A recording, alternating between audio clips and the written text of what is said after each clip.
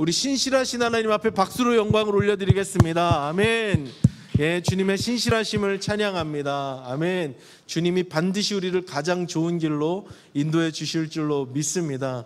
하나님이 예레미야서에 보니까 뽑고 무너뜨리고 파괴시키시고 넘어뜨리실 때는 이유가 있습니다. 새롭게 세우시기 위함인 줄로 믿습니다. 주님께서 새 역사를 우리 가운데 시작하실 줄로 믿습니다. 아멘.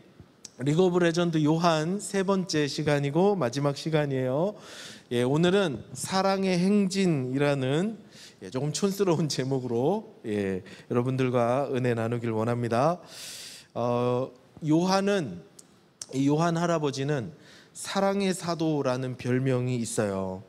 우리가 지난 시간에 알아봤던 것처럼 요한은 요한 복음서를 기록하면서 자기 자신을 한 번도 요한이라고 밝히지 않고 예수께서 사랑하시는 자라고 표현할 정도로 그 예수님 사랑에 깊이 감동된 사람이었는데요.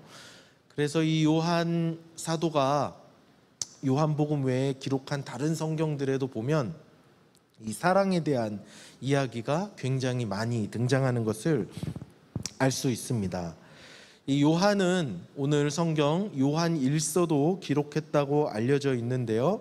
이 요한 1서는 그 어떤 성경보다 또 사랑에 대한 이야기가 많은 성경이에요. 그래서 오늘 이 요한 1서 4장 18절의 말씀을 중심으로 사랑이란 무엇인가 한번 생각해 보려고 합니다.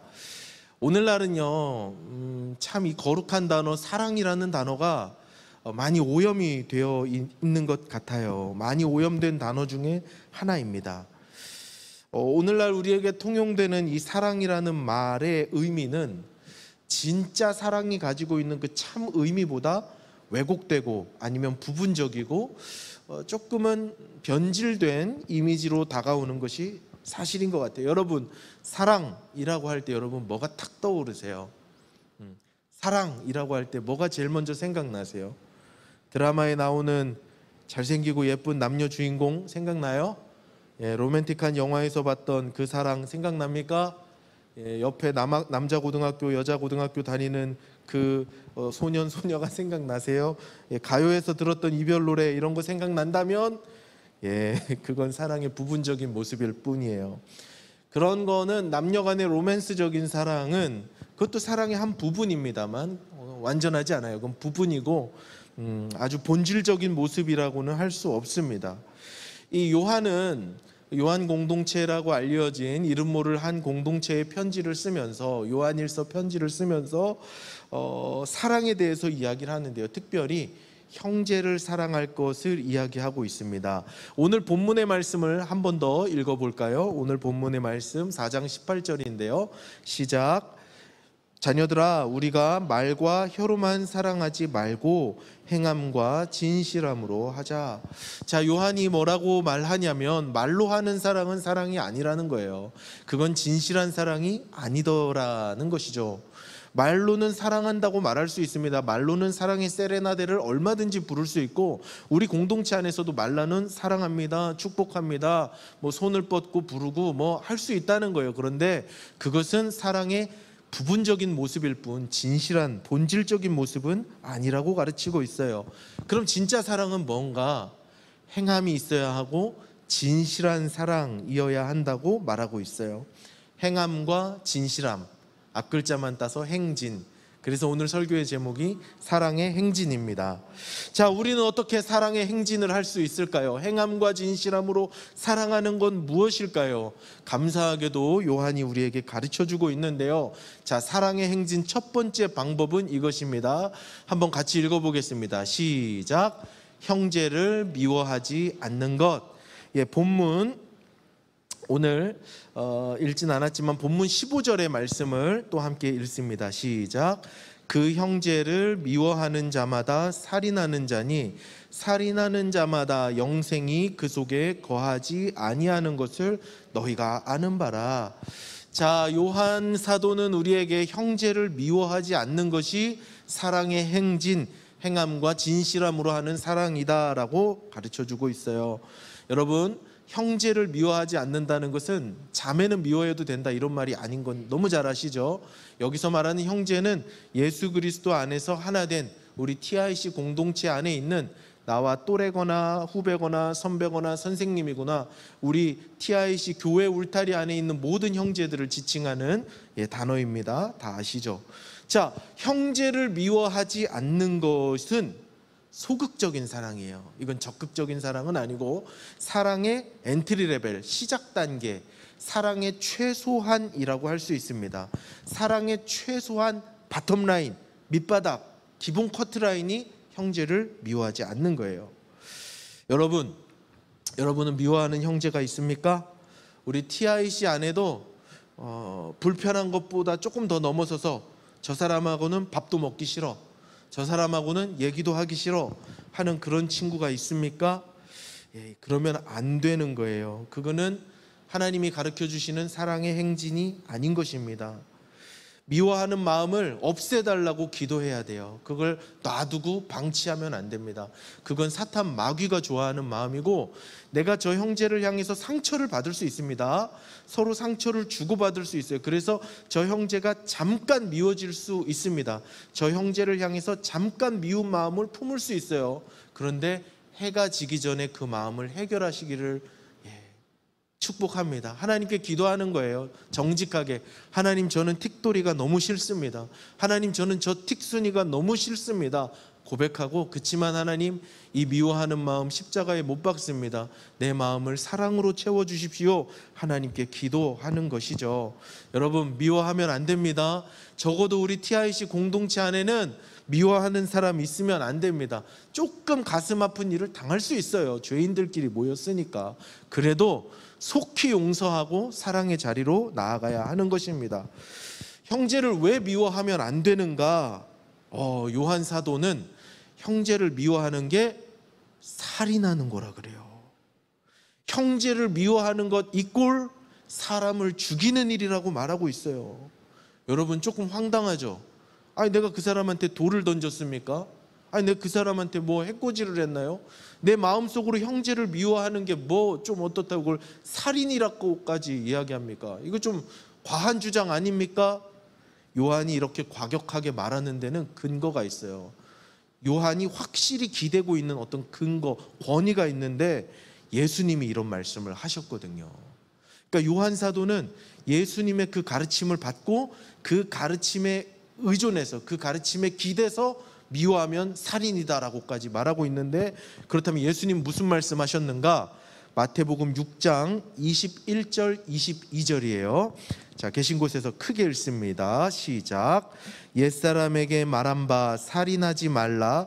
누구든지 살인하면 심판을 받게 되리라 하였다는 것을 너희가 들었으나 나는 너희에게 이르노니 형제에게 노하는 자마다 심판을 받게 되고 형제를 대하여 나가라 하는 자는 공회에 잡혀가게 되고 미련한 놈이라 하는 자는 지옥불에 들어가게 되리라.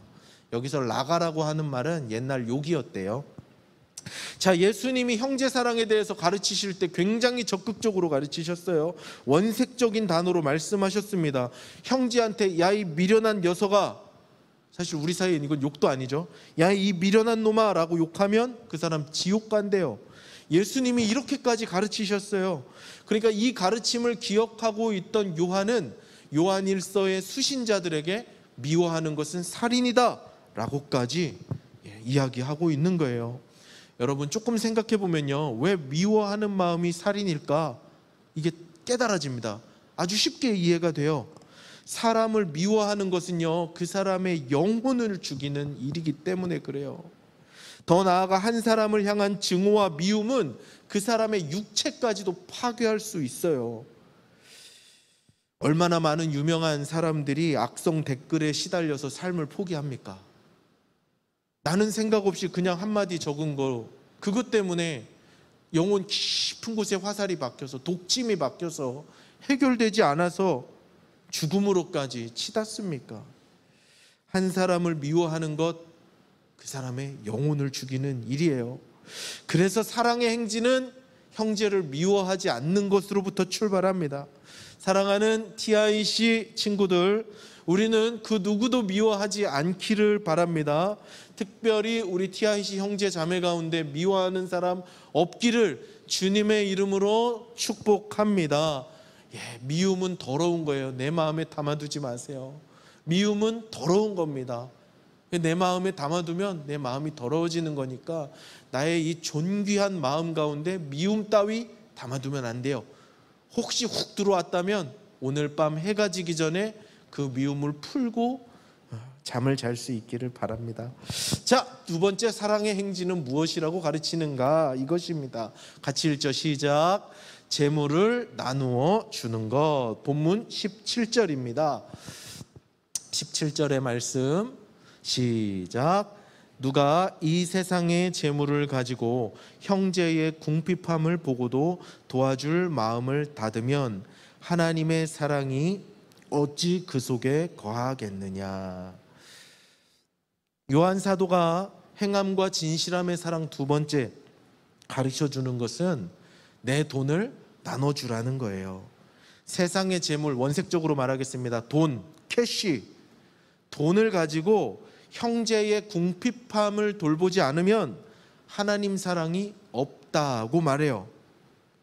이거는 형제를 미워하지 않는 것보다는 더 적극적인 사랑이라고 할 수 있겠죠. 나에게 돈이 있다면, 조금의 여윳돈이 있다면 내 궁핍한 형제를 생각하라는 거예요. 이게 사랑의 두 번째 행진입니다.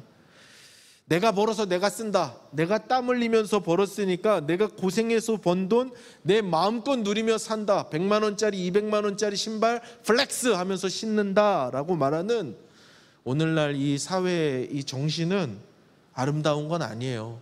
여러분, 그거 너무 좋아하면 안 됩니다. 성경은 그렇게 가르치지 않아요. 성경은 플렉스에 박수갈채를 보내지 않습니다. 검소함과 나눔을 미덕으로 삼죠. 여러분, 그런데 이 플렉스를 외치는 시대에서 내 것 쪼갠다는 거는 쉽지 않아요. 이 세상을 흘러가는 어떤 큰 시대의 흐름이 무한 경쟁주의고 무한 팽창주의고 무한 소비주의로 치닫는 이 커다란 시대의 흐름을 역행하는 것 쉽지는 않아요.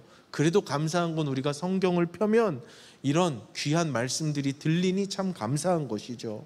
내 것 쪼개는 거 요즘 같은 시대에 좋지 않습니다. 쉽지 않습니다. 에어팟 살 돈을 모았는데 유선 이어폰 2개 사서 내 친구와 나눠 쓰는 것 쉽지 않죠. 그런데 내 형제라고 하는 사람이 내 옆에서 가난하고 헐벗고 신발을 못 신는데 그것을 외면한다면 그건 사랑이 아니라는 거예요. 백날 사랑을 떠들고 백날 노래를 부르고 해도 그것은 사랑이 아니라는 거예요. 여러분, 제가 좋은 제도를 하나 소개하겠습니다. 여러분 아마 깜짝 놀랄 텐데요. 우리 교회 안에는요, 우리 기독교 교회 안에는 이웃 사랑을 실천하는 너무너무 쉬운 제도가 있어요. 너무 쉽습니다. 이것보다 쉬운 거 없어요. 그게 뭐냐면 구제 헌금이라는 제도예요.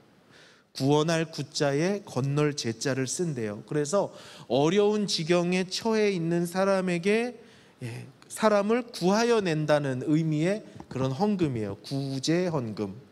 헌금할 때 헌금 봉투에 넣어서 내 이름은 써도 되고 안 써도 되고 구제 헌금 이렇게 딱 쓰면요, 그리고 헌금 봉투에 딱 넣으면 교회 재정부에서 이 헌금을 딱 받으면 구제 헌금을 받는 순간 손이 떨리기 시작합니다. 이 귀한 헌금, 막 사명감이 느껴지고 그러면요, 그 헌금은 따로 떼요. 그래서 우리 이런 전기세 내는데 쓰지 않고 또 전사님 같은 분들 사례비 주는데 쓰지 않고 그 돈은 따로 떼서 잘 모아서 우리와 상관없는 가난한 사람들, 궁핍한 사람들, 또 쌀 떨어진 사람들, 신발이 헐었는데 새 걸 못 사는 사람들, 전기세를 못 내서 전기가 안 들어오고 단수가 된 사람들, 그런 사람들을 위해서 쓰는 헌금이 구제 헌금이에요. 여러분, 내 옆에 누가 궁핍한 사람인지 모르죠? 몰라요. 요새는 개인주의로 내 삶을 가리고 인스타에 맛있는 음식이나 사진 찍지 내 가난한 형편을 드러내는 시대가 아니니까 내 주위에 누가 굶는지 몰라요. 그러니까 우리가 사랑을 실천할 수 있는 방법이 참 어려운데 간단해요. 구제헌금 봉투에 내 용돈 쪼개서 넣으면 그것으로 이웃사랑을 실천할 수 있는 거예요. 가난한 형제를 사랑하고 돌볼 수 있는 가장 손쉬운 방법입니다. 여러분 적극적으로 참여하세요. 여러분 동전 금액이 중요한 게 아닙니다. 여러분 마음을 쪼개서 여러분 용돈 2만 원 가지고 있으면 1,000원, 2,000원이라도 가난한 사람하고 나눠 먹어야지 하는 마음으로 구제헌금을 어려서부터 하세요.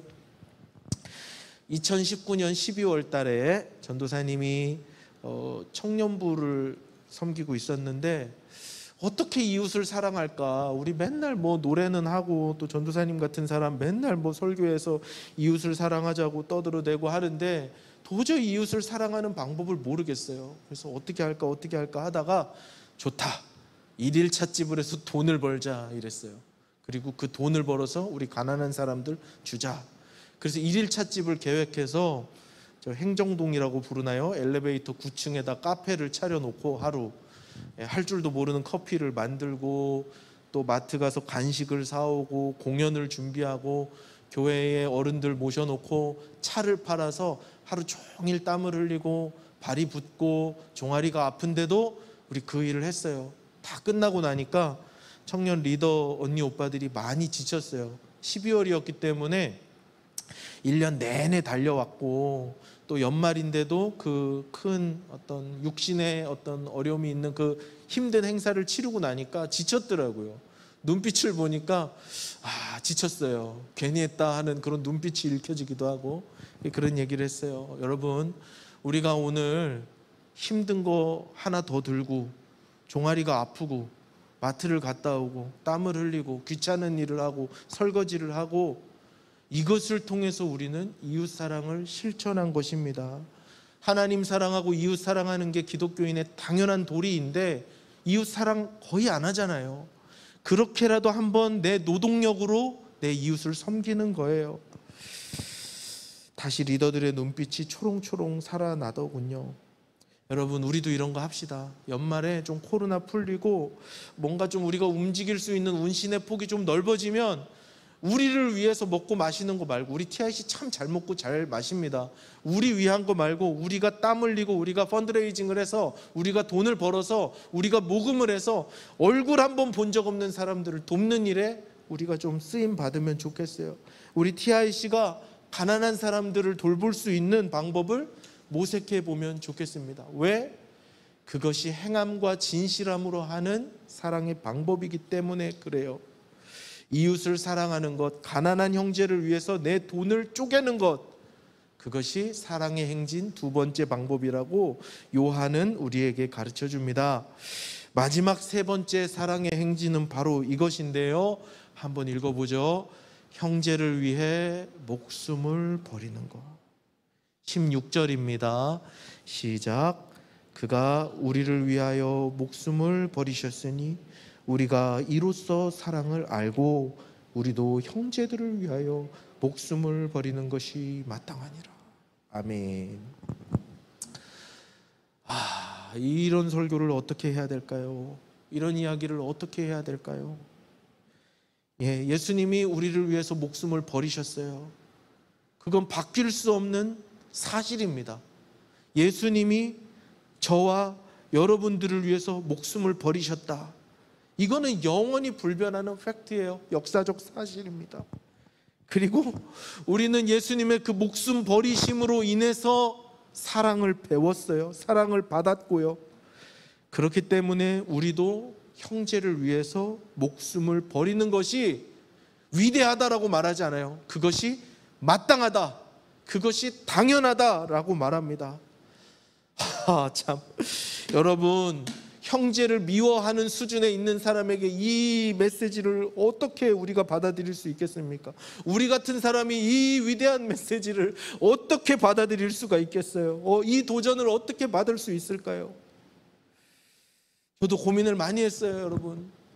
형제를 위해서 목숨을 버리는 것, 이게 내 삶에 지금 가까이 와 있지도 않은 말이에요. 우린 너무 멀어요. 이 진리와는 너무 먼 거리에서 살아가는 연약한 죄인들이에요. 이 숭고한 진리는 우리하고 너무 멀어요. 형제를 위해서 목숨을 버린다니요. 지갑도 못 여는 판에, 미워하고 있는 판에. 그러나 성경이 이야기하는 걸 이야기해야겠죠. 여러분, 이웃을 내 몸과 같이 사랑해서 형제를 위해 목숨까지라도 내어주는 것이 진짜 사랑이래요. 말과 혀로 하는 사랑이 아니라 행함과 진실함으로 하는, 기독교에서 말하는 예수님의 사랑이라고 말합니다. 그래서요, 오늘은 형제를 위해 목숨을 버렸던 어떤 멋진 분의 이야기를 하려고 해요. 들어봤을 수도 있는데요, 짐 엘리엇이라는 선교사님의 이야기예요. 전 이야기를 여러 번 들었어요. 이 위대하고 아름다운 이야기를 여러 번 들었다는 이유로 감동이 없는 제 모습이 너무 싫었습니다. 하나님께서 우리에게 감동 주시기를 원합니다. 짐 엘리엇 선교사님은 시카고에서 사셨는데 휘튼 대학이라는 명문 대학을 졸업하시고 친구 4명과 총 5명이 선교팀을 꾸려서 아마존으로 선교를 떠납니다. 경비행기를 타고 날아갔대요. 사람들은 말렸어요. 너희 같은 엘리트들이 웬 선교냐? 그러나 복음을 듣지 못한 아마존의 사람들을 향한 그 짐 엘리엇 또 다른 분들 선교사님들의 사랑은 어떤 것도 막을 수 없었습니다. 여러분, 도시에서 살던 도시인이 아마존 원시림으로 들어가는 것은 그냥 그 자체가 굉장히 위험한 일이에요. 그런데 짐 엘리엇 선교사님은 아마존에서도 가장 악명 높고 접근하기 어렵다는 아우카 부족이 사는 마을로 들어가셨대요. 아우카 부족에 도착하자마자 비극이 일어나는데, 이 아우카 부족은 외부의 침입자로 생각해서 부족 주민들이 날카로운 창을 들고 이 사람들을 향해서 접근하기 시작했어요. 우리는 당신의 친구입니다. 우리는 당신의 친구입니다. 우리는 당신의 친구입니다. 목 놓아 외쳤지만 아우카 부족은 그 말을 듣지 않았어요. 결국 그들은 현장에 도착하자마자 창에 찔려서 모두 5분 모두 시체가 되고 맙니다. 도착하자마자 아무것도 못 해보고 그냥 창에 찔려 죽었어요. 훗날 수색대가 그 선교사님들의 시신을 수습하러 갔을 때 너무너무 놀라운 것을 하나 발견하게 되는데요, 이 선교사님들 주머니에는 각각 모두 한 자루의 총알이들은 총을 가지고 있었던 거예요. 자신의 몸을 지키기 위한 최후의 수단이죠. 그러나 5자루의 권총 어느 것도 한 발도 발사되지 않았다고 합니다. 아마존엔 어떤 위협이 도사리고 있을지 모르잖아요. 아마존에서 악어를 만날 수도 있잖아요. 독사에 물릴 수도 있고 다양한 위협이 있을지도 모르니 이 5명의 선교사님들은 자신의 몸을 지킬 수 있는 최후의 수단 권총 한 자루를 들고 있었어요. 그러나 그 형제들을 향해서 발사하진 않았죠. 미국 신문사는 앞다투어 이 사건을 보도했다고 합니다. unnecessary waste, 얼마나 불필요한 낭비인가 라고 대서특필하면서 이들의 죽음을 비웃었대요. 그런데 더 놀라운 건 훗날 이 5명의 선교사님들의 사모님들이 거길 또 가요.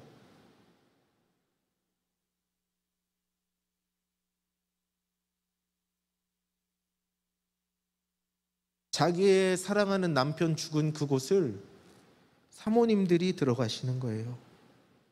그런데 아우카 부족은 여자는 안 죽이는 풍습이 있대요. 그 사모님들이 남편이 피 흘린 땅에서 기도하면서 복음의 씨를 뿌립니다. 형제 사랑을 실천한 거죠. 그리고 그 부족이 예수님께로 돌아왔고 선교사님들을 죽인 사람들 중에 몇몇 분들은 목사님이 되셨대요. 여러분, 놀라운 이야기입니다. 형제를 위해서 목숨을 버리는 것, 위대한 사랑이에요. 사랑의 절정입니다. 가장 숭고한 사랑이에요.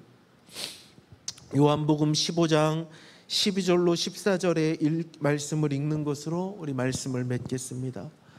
이것은 예수님의 대사예요. 예수님의 대사를 기억하고 있다가 이 요한 사도가 요한복음서를 기록할 때 썼어요. 예수님의 대사입니다. 내 계명은 곧 내가 너희를 사랑한 것 같이 너희도 서로 사랑하라 하는 이것이니라. 사람이 친구를 위하여 자기 목숨을 버리면 이보다 더 큰 사랑이 없나니 너희는 내가 명하는 대로 행하면 곧 나의 친구라. 사랑하는 여러분, 예수님이 우리의 친구 되어 주셔서 우리를 위해 목숨을 버려 주셨어요. 우리도 누군가의 참 친구가 되어 줄 수 있는 사랑의 행진하는 TIC 될 수 있기를 주님의 이름으로 축복합니다. 아멘.